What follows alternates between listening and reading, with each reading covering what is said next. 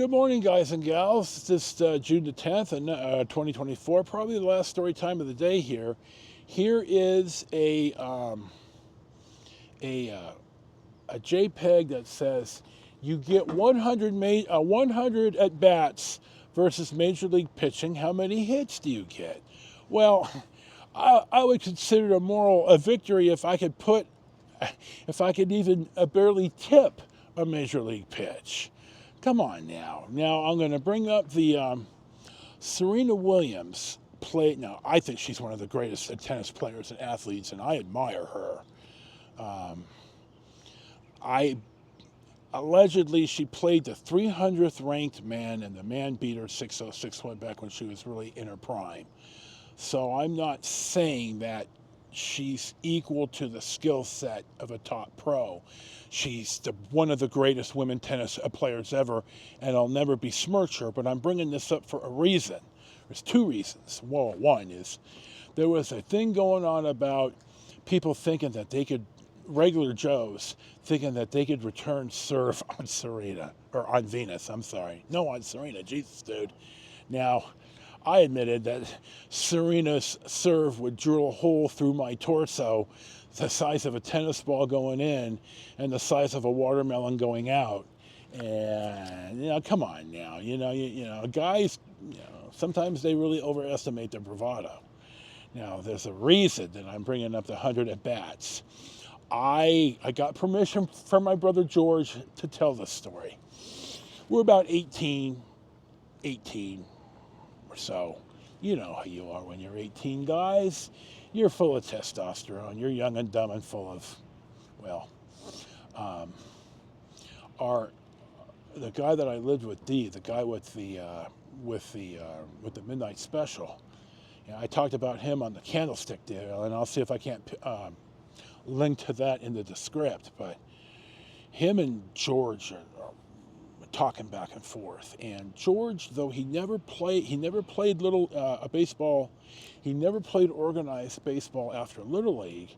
He understood a little bit how to pitch. I mean, he had a pretty nice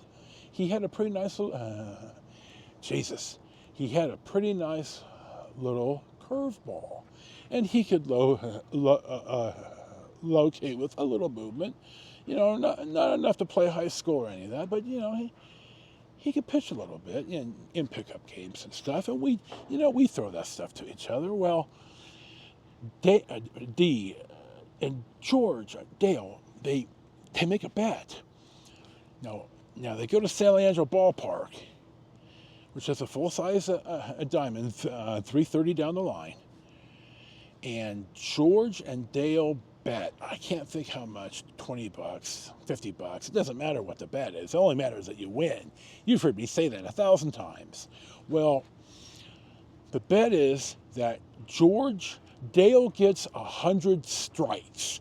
Not 100 pitches, 100 strikes to hit a home run out of the park off of George.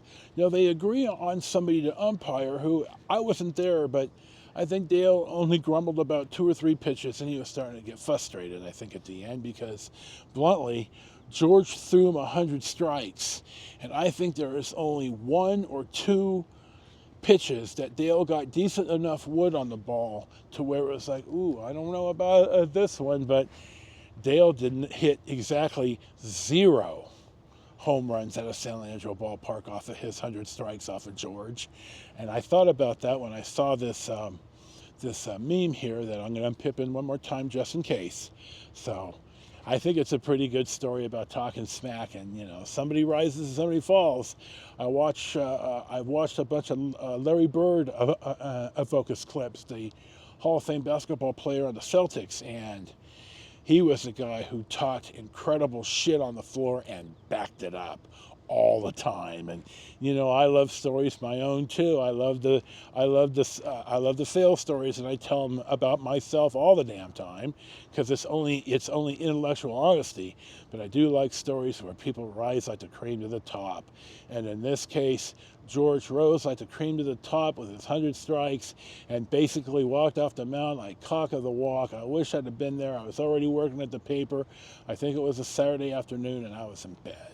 so I missed it in person, but I certainly heard the story. So I think this is about the last story time of the day, June the 10th. This is your host, Joe, Life with Josef, a little story time series. Enjoy your day. Peace be with you, and we'll see you for the next one.